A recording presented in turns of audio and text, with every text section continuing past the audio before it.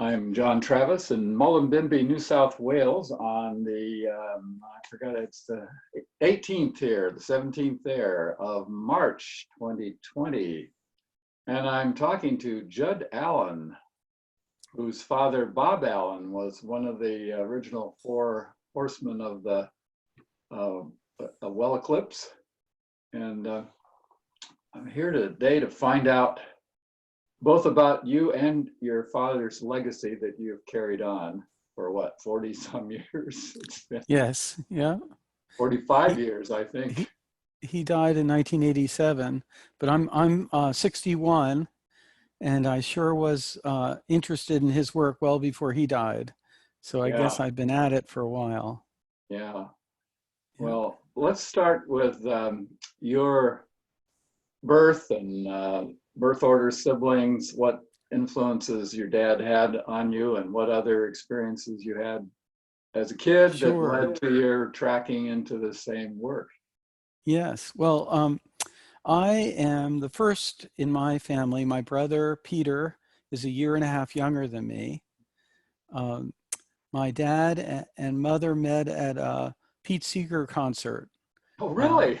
it was a blind date uh, organized by literally a fellow who's blind, Herb Greenberg, who was in a doctoral program with my father in psychology at NYU. And my parents hit it off, and they were newlyweds, did a stint in Monmouth, New Jersey. I guess my dad was a dean there after finishing NYU, and The dean of, they. But pretty soon we moved to Morristown, New Jersey, and my dad founded, or actually moved to Union, New Jersey, and my dad founded a company called Scientific Resources Institute. And it always was focused on culture, but the nature of the work was primarily consulting. He had colleagues that were pretty interested in my father's approach to understanding and changing culture. Most of their clients were supermarkets and the various companies that supply supermarkets. So the nice thing about the supermarket industry is Coca-Cola and every vendor, Campbell Soup, they all are part of the same family. And my dad began with supermarkets because the supermarket chains were having trouble with delinquent kids in the parking lot causing trouble. And they oh, hired my dad to come up with a solution, and he brought the kids into a kind of training program where they became employees of the supermarkets and became contributors to the positive culture that was created, and also helped the supermarket chains to realize that they were laying down a life experience for these young people in terms of being employers and employees, and wanted to get them off on a good start. So interesting. Now, since we're on your dad, let's yeah, back up, and he's pretty young at this point, wasn't he? Just out of graduate school, or? exactly. This was his first consulting area. He did have projects. He was immediately a professor at Kane College and taught courses in organizational development. And during the summer, we would go to National Training Laboratories, which was in Bethel, Maine. And you Yeah. asked about my first experiences, but I considered Bethel, Maine to be my earliest memory of working in my dad's interest area. Um, these programs were called sensitivity training, but really it was reform school for belligerent managers. Oh, really? They were sent I'm sure that they wouldn't want to be called that, but they were sent to learn more about feelings and listening and trusting others, and had 2 or 3 weeks in the woods of Bethel, Maine with my dad learning these things, and then would go back to their old jobs. And it was an interesting place because it was such a nice environment that most of the managers would not want to go back to their old companies. They'd say, I like it right here. Do you have a job for me? And but it was really a summer program, although National Training Laboratory still exists as an entity and still doing the same sorts of work. But one thing that my dad did with his classes, since he had a pretty stiff consulting schedule, was he would have weekend classes to make up for all the days he had missed in the normal course of a semester. And so about twice a semester, his 100+ students would show up at our house for the weekend. And he would run classes in the living room, and then everyone would branch out into my bedroom and my brother's bedroom and my parents' bedroom and every room in the house in small group conversations. And I would at first resist this invasion of the body snatchers, and soon I was learning the skills and interested. And I would take classes with my dad at night. His college was directly across from my high school. And so when I would get done with sports, I would go across the street and he would teach evening classes, graduate courses, and I would attend them and then go home with him. It was about an hour drive back from the college to our house. So it was a good mode of transportation for me. And High school an a hour nice away. thing for my dad also. I think he enjoyed my company, Yeah, basically. Um, interesting. so I always knew right from then that I wanted to be involved in the same business. I used to give my dad a lot of grief because some of his clients, in my view, were not politically correct and were doing things that I thought were objectionable. And now I'm humbled because I realize how hard it is to find an innocent in this world of corporations. And so I probably should have let him off the hook a little more than I did. Well, Uh, that's what teenagers are for. we had great fun as a family. Whenever there was a vacation, my dad would take a corporate assignment someplace interesting. So we did a whole tour of Europe one summer where we went to various cities, and he gave talks on, I think, organizational change in supermarkets.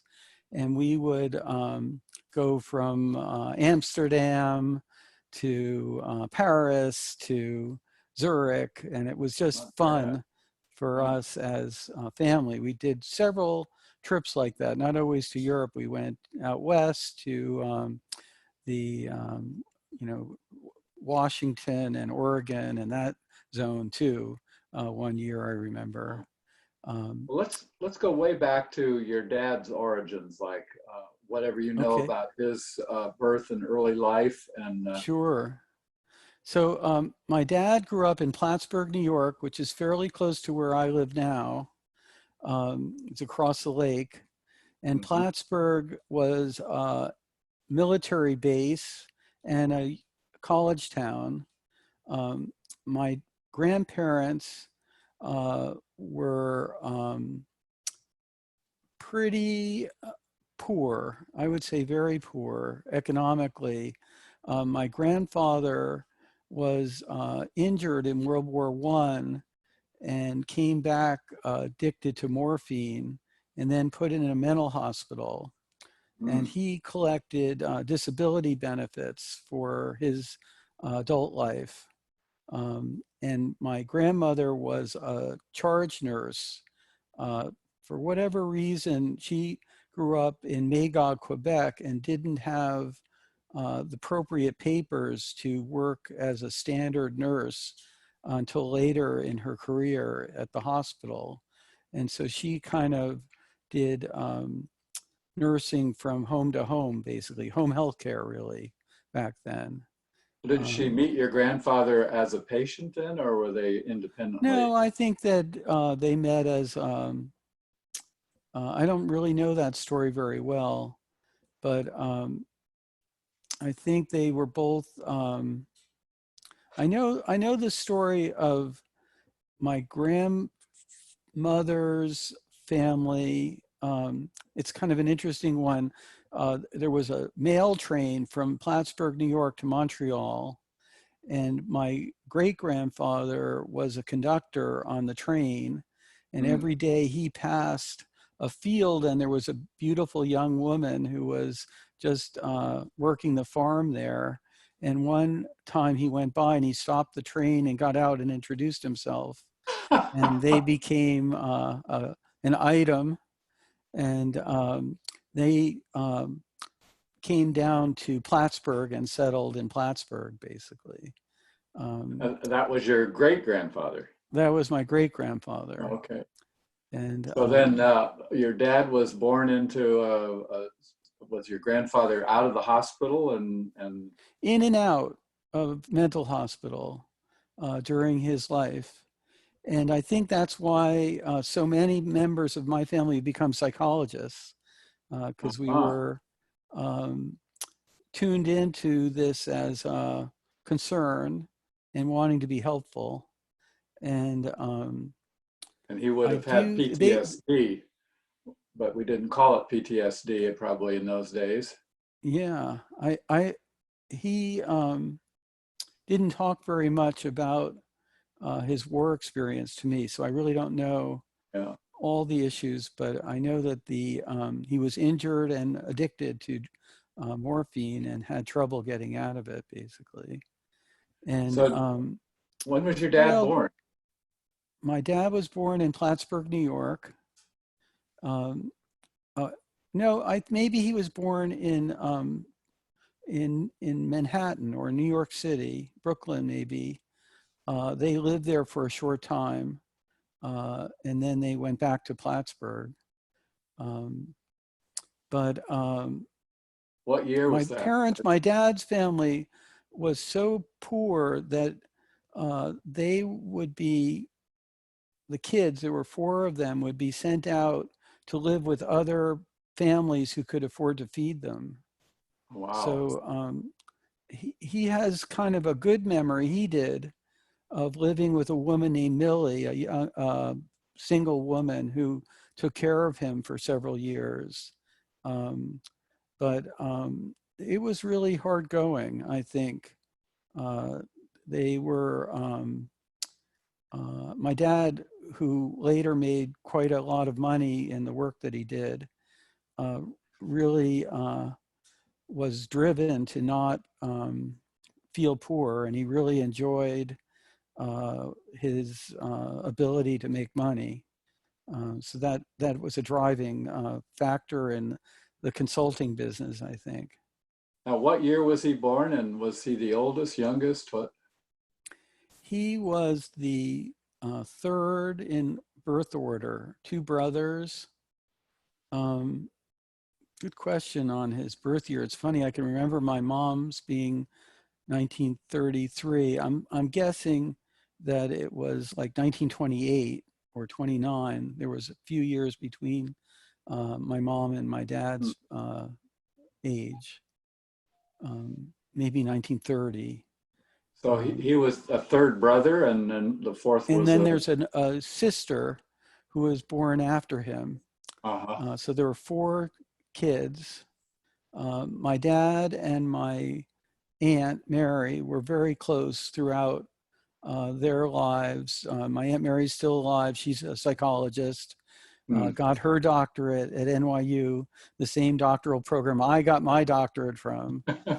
So we all really loved my dad, and he was quite fun, but very brilliant and fun to learn from. And so it was a nice, nice family system we have. We have a summer camp in the Adirondacks, which is near Plattsburgh. Those are mountains. And that camp still is in my family. So we still go to the same location that my dad and his parents went to when Wow. they were kids. And my mother grew up in Elizabethtown, which isn't too far from there, is it? Very close, very Yeah. close, yeah. My grandfather had a hotel there that they lost during the Depression. But Mm-hmm. now, when you were born, let's get to your circumstances of birth. Sure. Oldest, I am the oldest of two. My brother is a year and a half younger than me. right? And what year? So I was born in 1958, okay. and my brother was born in 1960. So you went to, we know you went to a high school that was an hour away, but prior to that, grade school, Grade early, school, I went in Union, New Jersey, and then in Harding Township, which is near Morristown, New Jersey. and what And then was high that like? school, what? What was school like for you? Were you a big man on campus or? You know, it's funny. I just had my 8th grade class reunion recently, and I love these people. They were a little bit diverse. It was a very wealthy community, mostly of executives' children. But there were, of course, the people who worked the land to keep everything nice in the school. So it was a little bit of a blend. You know, there were, but I had great memories of walking through big fields. I think the average house had about 50 acres, so it wasn't urban. For New Jersey, that's very wow, rural. yeah, And so we lived on a mountaintop and had great sledding down our hill. We had a 1/4 mile driveway that wound down the mountain, and it was fun, you know, to live in the woods. From the top of our mountain, we could see in the great distance the New York City skyline. So we went really, into New York a lot to see cultural things. My aunt and her family lived in Manhattan. And uh, so New York was a major part of our lives. mhm. My dad ran for Congress when I was probably 6 or 7, uh, or maybe 5. He ran twice, so probably 5 and maybe when I was 7. Um, and he ran on the first congressional ticket against the Vietnam War. So Martin Luther King, and there were just 2 senators who opposed the war back then. And his platform included issues around the civil rights movement and poverty and nuclear issues, as well as being against the war. And that had a big impact on me because I really embraced that. It affected my outlook on Yeah. politics. Now, Um, did he run as an independent or no, he Democrat? ran in a Democratic Party, and Johnson, as a result, called my dad and pulled all of our government contracts from our consulting. So we had a contract to start and design the Job Corps and some other programs. And Johnson said, if you're going to oppose the war, we're going to we're going to Wow. put you out of business. And so, you know, that was a type of sacrifice my family was willing to make. They were really interested in social justice and peace as long as I could remember. And we So how'd did, he do in the election? well, he called it an educational, somewhat similar to how Bernie Sanders is doing right now. We got the most votes that anyone had ever gotten with that sort of politics. but we didn't win. It was a very staunch conservative district. Mm-hmm. And so it was more of an educational campaign than hope for a victory. Yeah. But my dad was also a trainer for SNCC. That's the Student Nonviolent Coordinating Committee.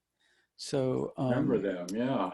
yeah, so in the summer we would go to Oxford, Ohio, where they would train students mostly to go and do the freedom rides down in Mississippi and various parts of the South.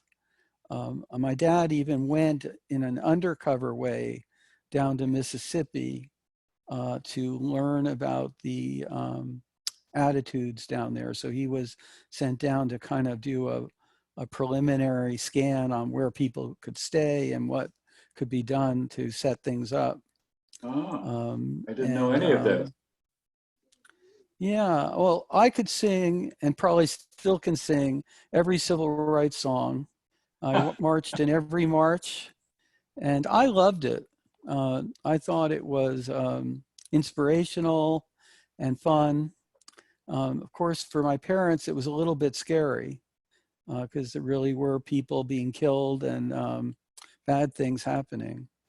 Yeah, I was supposed to go as a medical student to the neighborhood health center they had in, I think it was Mississippi. Our preventive medicine department, Jack Geiger at Tufts, had started these neighborhood health centers. And I did a rotation at the urban one in Columbia Point, but they canceled my southern one because they were afraid for me and they backed out at the last minute. So yeah, Yeah. those were tough times. That was 68, I think. Yeah, I So can remember if you were multiracial in a car, one of the two races had to lie down in the back because someone would shoot at you if they saw a yeah, black person riding with a white person. yeah, So it was interesting. But as I said, for me, it was really, and the peace movement, which had its violent edge. I went to many marches on Washington that ended with some violence. mm-hmm. Uh, I was at the I Have a Dream speech as a kid, Wow. Martin Luther King's speech in the March on Washington. And so I just have nice memories of movements. In fact, I feel that my enjoyment of the wellness movement stems from that Yeah. time of liking when people come together to do good things, basically. Um, So you, we were up to your high school and riding home with your dad after the night classes at the college. Uh, yeah. you went off then to study psychology. Where? Well, NYU. so yeah, that was interesting. So I hitchhiked up to Vassar. That's where I went. I started my undergraduate and lived in Poughkeepsie. I went up and hitchhiked the summer before to see what it was like to be up there and not have money. I camped in the woods and got a job at Baskin Robbins scooping ice cream. Ah, But I wanted to see what it would be like to show up in this town and not have connections or money or anything. And luckily, I befriended the librarian, and she saw me looking at the help wanted ads in the paper, and she let me park my tent in her backyard and use her phone as the connection for the job.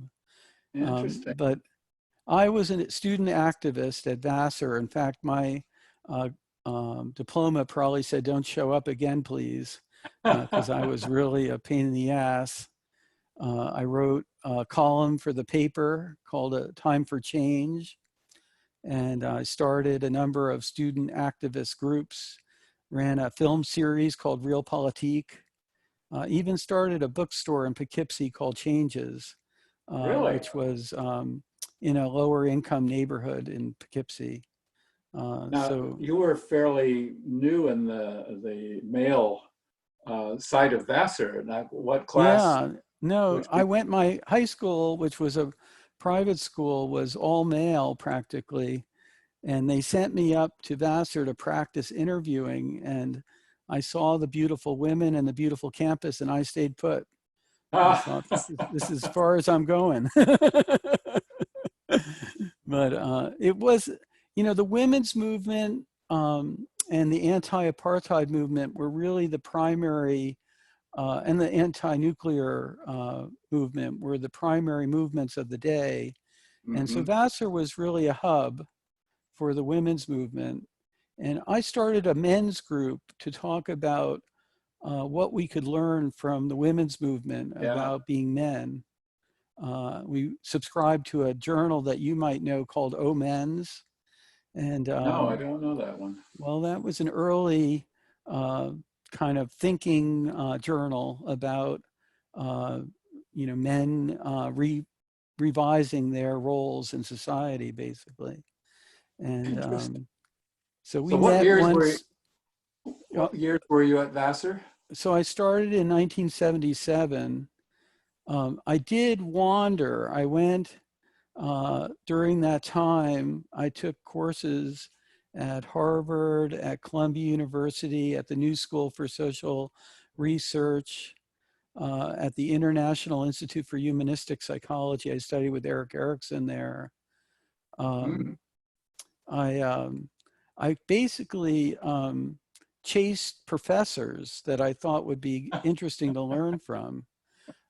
So I enjoyed that. I mean, Vassar was nice enough to let me wander and still give me credit.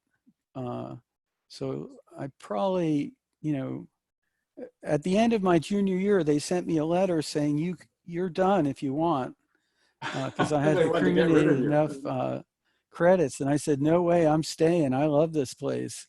And they regretted that I didn't leave at that moment, I think. But What'd you get up to your senior year then? yeah, well, the nice thing, it was all electives. So I was Mhm. very interested in, you know, social geography and anthropological field methods. And, you know, it was curious, but I found coursework that I might have liked, like on politics, to be a little bit off my politics. So I didn't enjoy those things. I tended to stick more with the sociology, anthropology, geography Mhm. subjects. Um, and from Vassar, you know, I spent a year organizing low-income neighborhoods in Philadelphia for ACORN. ACORN is the Association of Community Organizations for Reform Now, and it was for organizing low-income neighborhoods, basically, Mhm. politically. And I did that for a year, and then I started working for my dad, and I applied to graduate school. So I took a year between college and graduate school. Mhm. Um, Now, and back to your dad and um, Don Hardell was the connection between your dad and the rest of us in wellness. I don't remember how they met, but your dad didn't use the term wellness, at least much. But do you remember how he and Don got hooked up and he got yeah, roped into this movement? I think that my dad wrote a book called Life Gain, Oh which yes. was about wellness, but it had a lot of, it was more the physical aspect of wellness. It had chapters on exercise and physical activity, stopping smoking, probably had a chapter on social relationships. But his interest was in working with organizations to create environments that supported healthy lifestyles. And I think he was asked to speak at conferences, maybe through the President's Council for Physical Fitness and Sports, Hmm. and might have met Don through that. That sounds like, Um, yeah. and they hit it off. I think my dad immediately praised Don for his good work in his writings. And I think that was a winner for Don. And Yeah. also, uh, my dad befriended Bill Hetler through, I want to call it the Society for Prospective Preventive medicine. Medicine, Prospective Prospective Medicine, medicine. Yeah. SPM. Prospective Medicine. Yeah. And that was really somewhat similar to your work at the time, looking at health risk assessments Well, and that's what could what be. got me into it. Was I started out with Louis Robbins and SPM, and realized that you could scare people with health risk appraisals, but it didn't change behavior. So that Yeah, led to my going further into wellness, and encountered Dunn and his work. So yeah, good. Well, I'm glad you took a good turn. The rest of the field didn't join you, I'm afraid, you know, because I found that whole line of thinking. There have been so many lines of thinking in our field that have been, in my view, less productive than they could have been. That would mhm. be one of them. The whole idea of using, I think it was Staywell. They said, well, we've got computers. We can do something with this health risk assessment. We've got a product that we're trying to sell. And they were with Control Data at the time. I think that was the name of the company. And Yeah. I, I, like you, never quite felt that getting people to exercise and not smoke and eat well was sufficient. It probably was my politics. I really saw more human potentials than those things. Well, and And I there you remember should. my dad, we had clients like Westinghouse, and they had a division that made steam turbo generators for nuclear reactors. And I said, you should get all those people doing a dance around the nuclear reactor. That's what I was really not feeling and then I went on a whole riff. Um, oh, I used to give my dad such shit. I mean, his, one of the people who was probably the most successful at changing unhealthy practices. It's not going to sound right, and I'll probably have to explain it. But when Adolf Hitler came to power, his thing was vegetarianism and exercise and not smoking. And he was very successful in moving the Germans away from those behaviors. It was a huge success from a behavior change standpoint. I never knew that. And Huh. you would use as an example of an unsatisfactory result. That, The motivation. well, no, I think, he did it actually. He made movies. He had people, his youth groups all doing these calisthenics, and, he was into it. He was a vegetarian himself.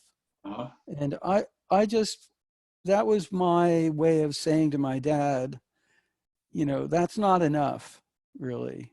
Uh, you know, if Hitler can pass the test, then that's not a good test, in my view. That's kind of how I went with it. And yeah, so So, anyway, that's a side story, and I probably shouldn't have mentioned that because it always gets people riled up when I say that. well, But I felt that we needed a more humanistic and compassionate version of what we were doing. yeah, Um, and I really objected early on in the wellness movement that I saw at Frost Valley. That's, I think, where I met you. yeah. There were several people. It was Dick Schaefer. Somebody would bring out a slideshow that made fun of smokers, had cigarettes poking out of their nose and their ears, and fat people who looked ridiculous. And I realized that that was not going to be an okay thing for me, to make fun of people. I Shaming never usually liked it. doesn't work. Well, it wasn't that it didn't work. It was just cruel. Yeah. You know, it was, and really from my right when I got into graduate school, my first research project, you know, I finished graduate school from bachelor to doctor in 3 years. In the first year, I did my master's thesis. Um, and that thesis, I asked people in the general public, did you attempt a healthy lifestyle goal in the past year? And what was it? And how successful were you in that?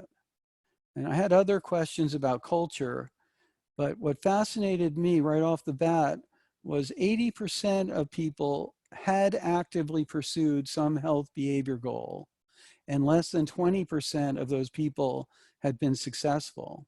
Mm. And so I said, our problem isn't shaming people into trying to do these things. Our problem is getting them to succeed, helping them succeed.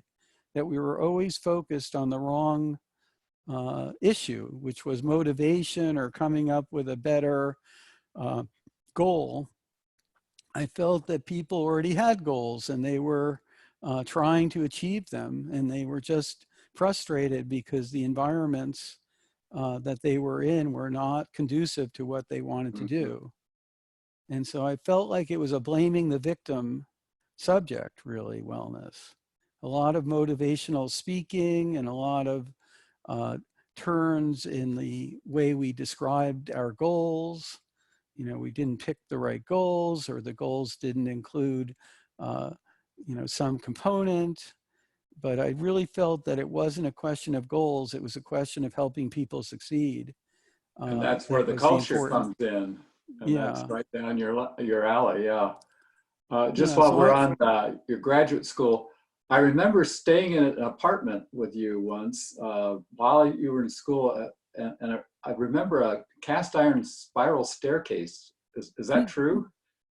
yeah, you know, my first apartment in New York was a studio apartment on 24th Street and 8th Avenue. So that was Chelsea, a Uh-huh. neighborhood.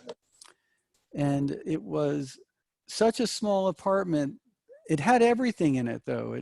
You know, a studio apartment had this stairway that you could go up and sleep on a bunk. Uh, but this was the type of apartment where you could sit on the john and cook and brush your teeth at the same time. Everything was within reach. Even had a fireplace and air conditioning. I mean, it had everything, but it Wow. was one room that was the size.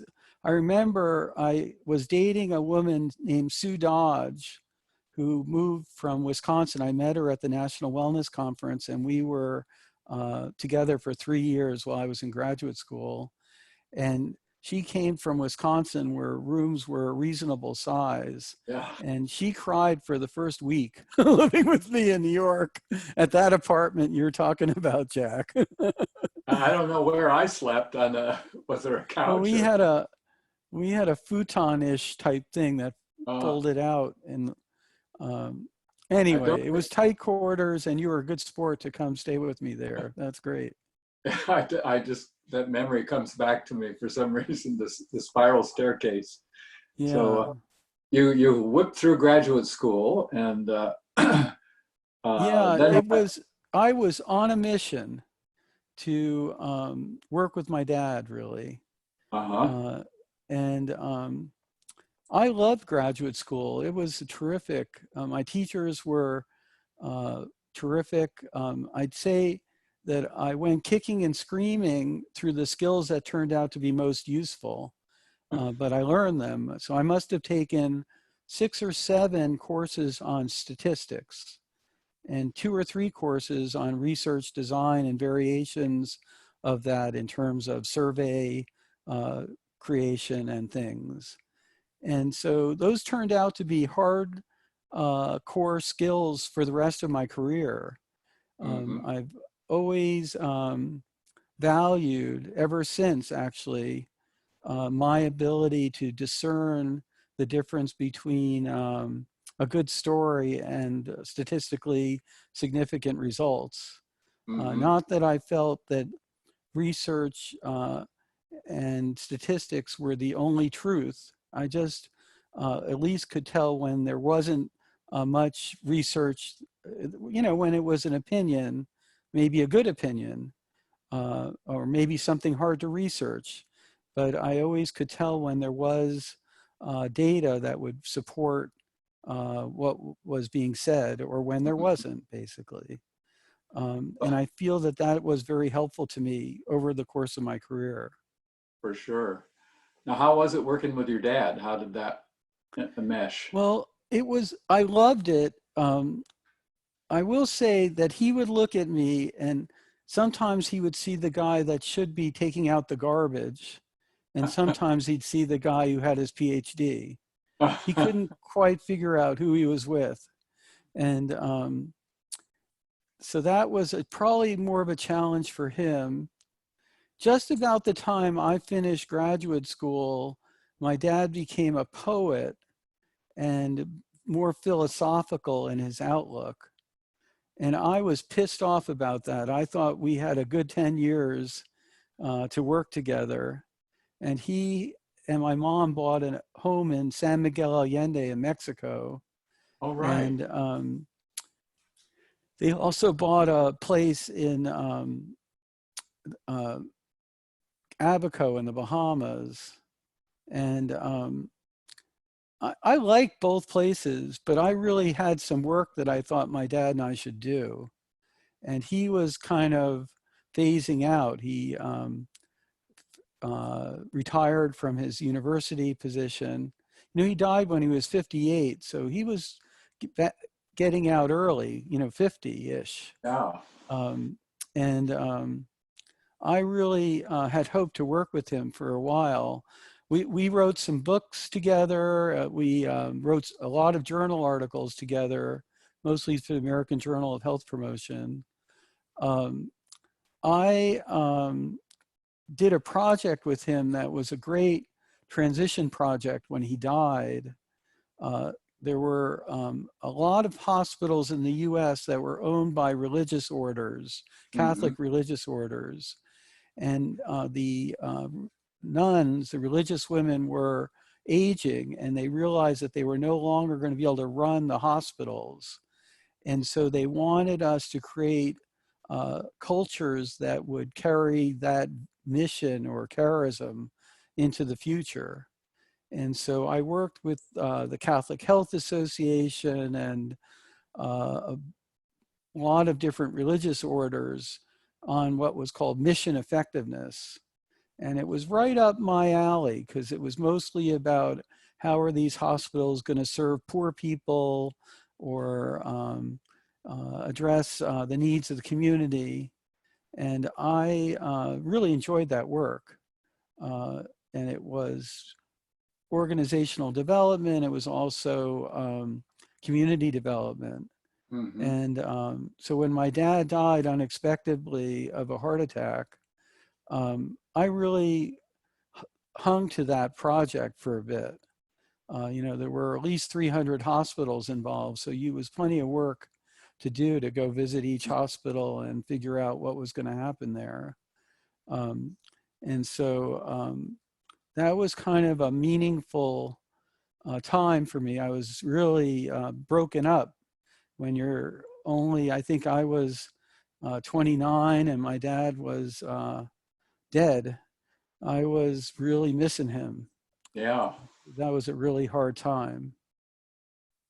Now, one of the things I most recall about my time getting to know you and your dad was the amount of community that you had, or extended family. And I remember descriptions of events, summer vacations, or what, I'm not sure the details, but with my relatively insulated nuclear family that I grew up in, other kids would go to these family reunions and there'd be hundreds of relatives there. And I just had a couple cousins in Louisville, Kentucky, 8 hours away. But tell me about that. That was a real a culture that you grew up in. I would say my dad, we even went beyond the biological family idea. He was a great lover of family. My grandparents on both ends and all the aunts and uncles, you know, he had 3 siblings and they all had children. And Mhm. as I mentioned, we had this cabin in the Adirondacks, which was a family gathering place during the summer. Um, but my dad, when we moved to Morristown, New Jersey, it was a fairly conservative community.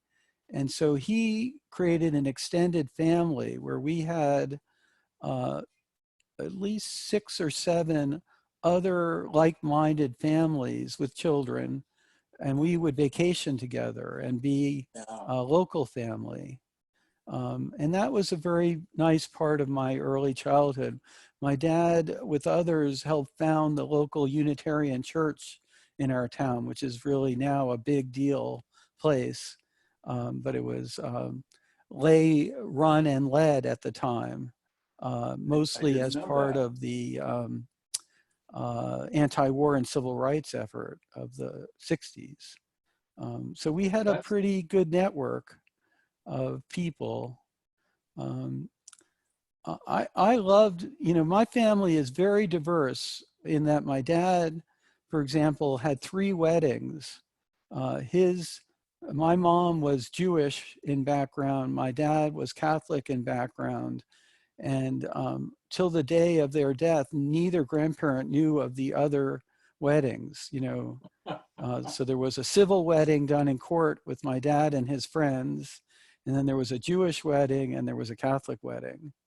And so that was really, if you think about how much things have changed, because I'm sure yeah. that would be no big deal today. That was Wow. a big deal back then. And so I enjoyed having priests and rabbis in my family, you know, from Hmm. 2 different roots. Uh, and I think my dad identified himself a little bit as Irish. So we called me Jirish, Jewish, Irish, Catholic, the whole blend. And so that was a nice part of growing up, was family and traditions. Different holidays all holidays were celebrated with equal enthusiasm. Today is St. Patrick's Day here, and All I'm right. celebrating. I had corned beef and cabbage today for Uh, sure. Yeah. well, it's interesting. My fascination has been to create tribe, and in fact, Bill Kauth and Zoe, I just interviewed them a couple of days ago. They're starting a online training for people that want to find their tribe and create it. And Yvonne and I've done the same in California, and I'm part of a group here in Australia that replacing the extended family that we destroyed when we destroyed the village and we started moving all over the place and separating. So, and you grew up with it. I'm envious. And uh, to It what was a extent do nice you still gift. have that? Yeah, I think that was also part of politics back then. You know, there was uh, basically, with political movements, you would get together and there would be discussion groups of various Mhm. political interests. And so it was part of family, it was part of the political movements of the day. I Mhm. remember early in the wellness movement, we had a guy named Tom Ferguson. You probably remember him. I know Tom well. Yeah. And Yeah. he would create a list of all the different groups that could be formed. You know, it was kind of, he had a big book of different affinity groups, really. A wellness book of affinity groups, and that was his vision. He's no longer alive, of course, but I thought that was such a nice thing. Don't And know our that. early wellness programs at like Johnson and Johnson, they consisted mostly of support groups. And Interesting. so I think that was interesting. It no longer is practical in a business world that because people can't have these meetings. Uh, but it was very powerful. I think that was a powerful strategy to have people who had teenagers that they were trying to deal with, or they were subject-oriented support groups. But they were very effective, I thought. We Why lost can't that they, along the way.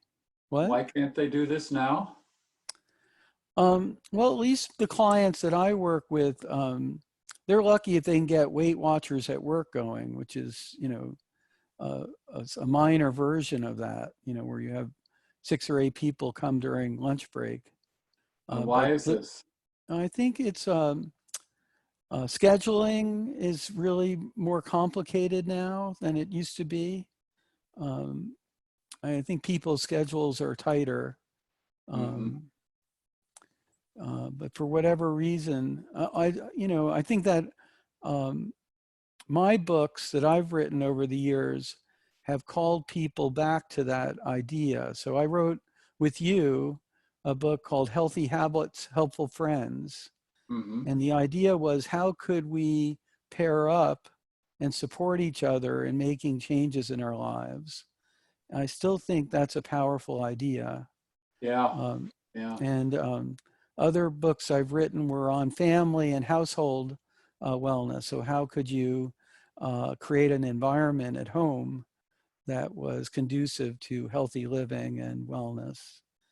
And uh, I think when I work in my most recent book is called 103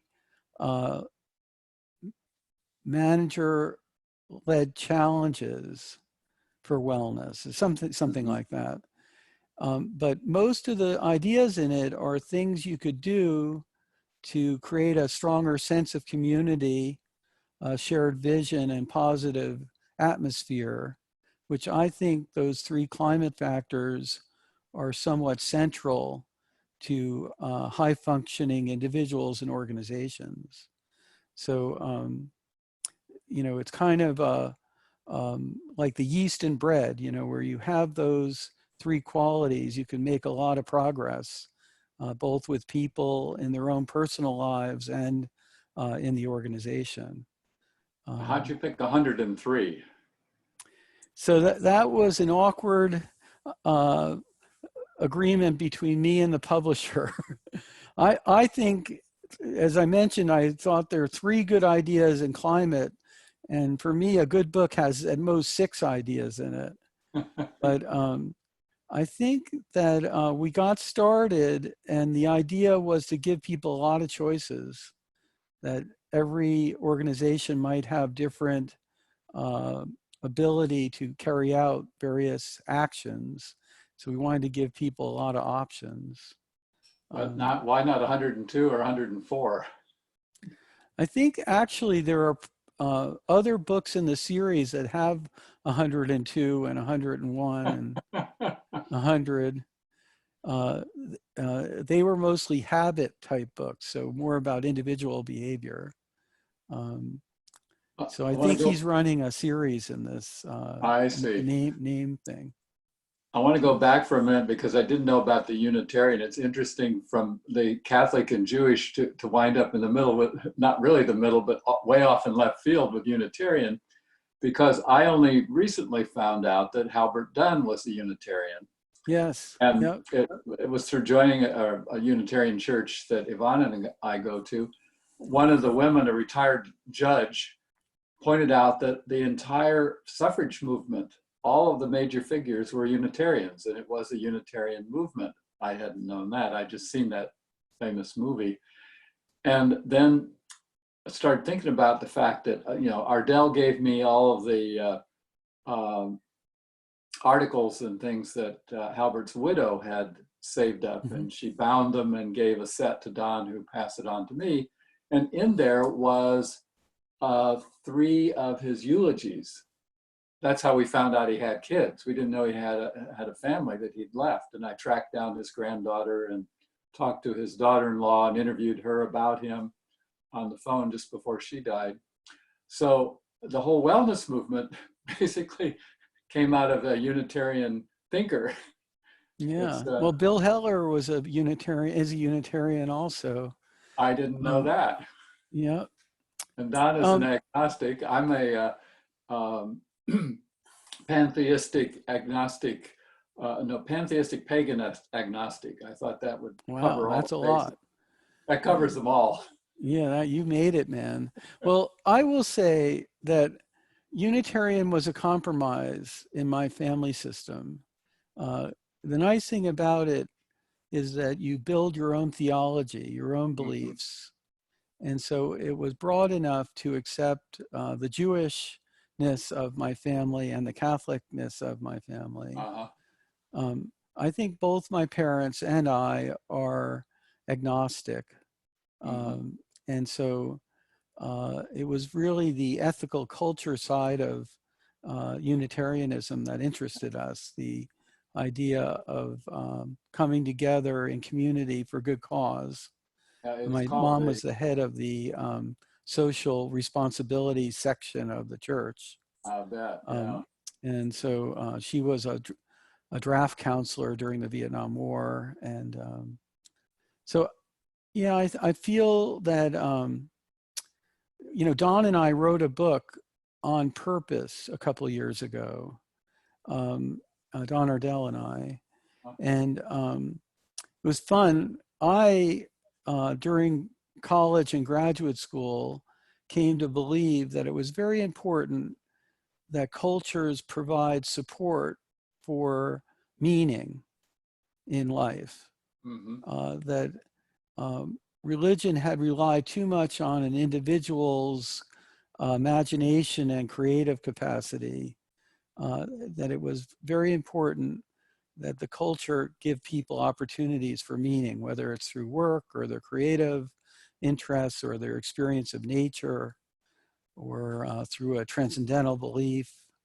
Um, and so it was fun to write this book with Don because his main goal with writing the book was to say how crazy um, theism was, any belief in a God.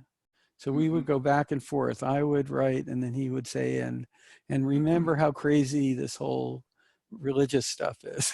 And I was like, no, that's not the book. But it was fun because we both love each other, and it was fun to just have this ongoing conversation. Um, Well, let's switch into your personal life.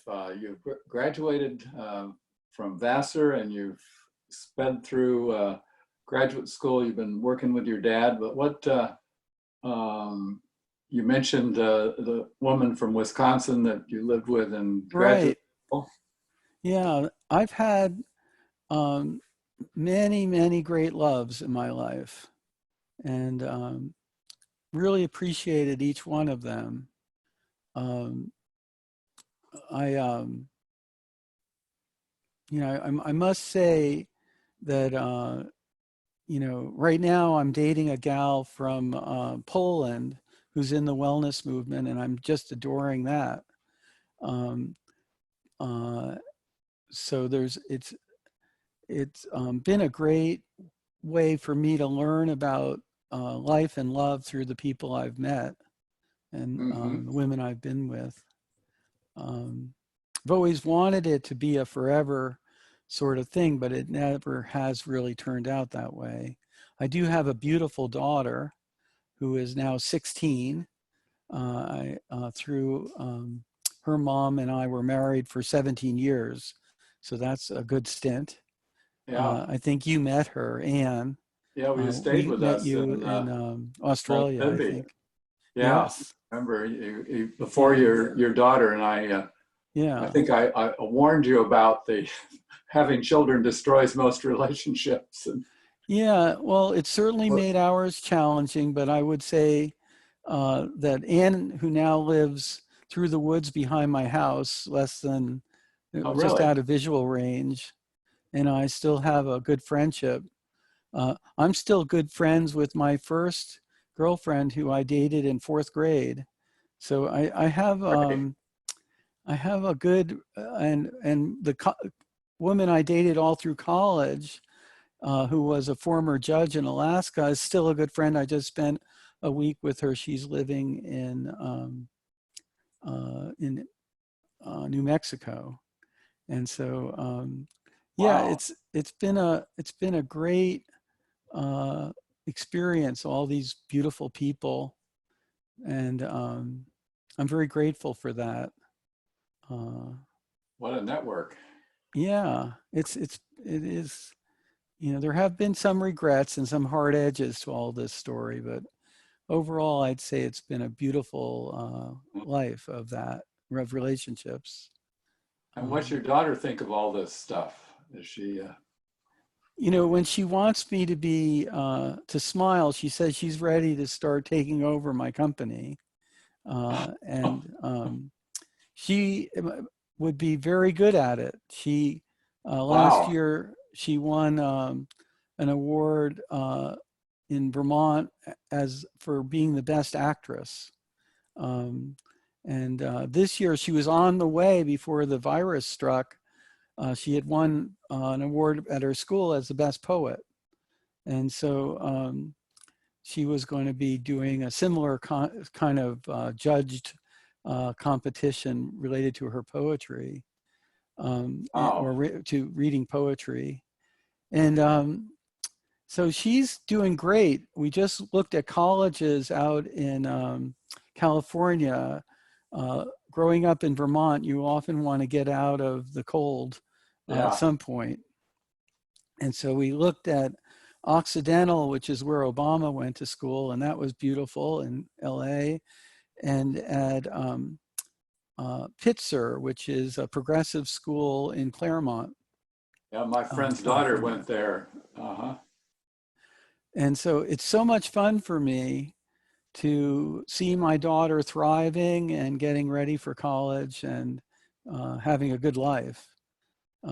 She has great friends and is very successful. And so I'm feeling happy about that piece. And do you think she will take over your company? Uh, well, I keep holding out the baton. So I really, you know, for me, about 5 years ago when my mom died, she lived with us, and she died of Alzheimer's, and that was a very tough Yeah. uh, 8 years of her decline. And I was exhausted. You know, she lived downstairs. We had a caregiver during the day, but I was, you know, other than 8 hours a day, I was the rest. And Mm-hmm. so when my mom died, I had kept my company and employees all going for that whole stretch, but something about me broke, and I was like, I'm done. I'm cooked. I was really tired out. So Mm-hmm. that was 2015, and I eased everyone out. I mean, I stopped running a business. And I've still written books and given talks and done a little bit of consulting, but I'm basically retired, Mm-hmm. and it feels good. I never loved the managing side of my business, of making sure that everyone was earning their keep. You know, it was a little bit of financial pressure to make sure that that we were above ground and making a profit or breaking even. And so I'm happy not to have that concern. Mm. Um, but right now I'm building out a series of about 25, 30 podcasts that are going to be on culture and wellness. And I'm excited about it. Podcasts, every time a new technology comes out, I like to take it for a spin. Uh-huh. And it's going to be a good series. So there'll be a series on peer support and household for individuals. There'll be a series for managers in supporting employees and wellness. And there'll Mm-hmm. be series for people who are responsible for wellness programs in companies. So not that middle manager layer, but more the human resource person responsible for this. And fun. I'm in the fun stage of creating this. I'm doing it with Rich Saphir, who is the medical director at Johns Hopkins, and he'll be one of the people on the podcast, and with Ava, the woman that I'm so close to in Poland. And so the three of us, she has a wellness coaching background. She took the course with Michael Orlowski and has a wellness company. So it's kind of fun, the three different perspectives, the medical, professional perspective, my background in psychology and having consulted with a lot of companies, and Ava, who speaks 5 languages and is kind of bringing an international and personal perspective to the whole thing. I think my main thought about wellness and our work is that we want to make sure that, first of all, we are kind and not blaming people or pointing fingers, and where possible, think about how we can support people better so that they are not set up with a dream that is unachievable. I felt over the years that the culture piece that my dad, of course, introduced and that I have been a big advocate for has been underdeveloped. That in American culture and in many places, the individual is the primary focus of attention. And I find those ideas very helpful, and I do think we want individuals to have a role, but I also think we want to create environments that make this work, that we got to be more careful about that. So it's kind of, I'm always hesitant because I'm not against at all the creativity that's gone into thinking of what wellness is and what individuals can do and their psychology. But even though I'm a psychologist, I am humble about that. I think it's more about environment than just about the individual. So that's probably a message I'd want to leave. It's been a great experience. And part of the greatness of it has been having wonderful people like you, Jack, involved. And likewise. I've always felt that we were a part of a community of common values and thought. And even though we might head in different directions with our work, that we were always willing to share our best ideas and not kind of try to hoard something or push someone out. It's never been a competitive project for me or you or anyone that I've enjoyed in the field. It's always been about helping each other, and I've really appreciated that. We practice what we preach, I hope. Yes, very good. Well, thank you again, Judd. This has been a delight. And for me too. Thanks again. Stay warm. I will. Bye-bye. Stay well.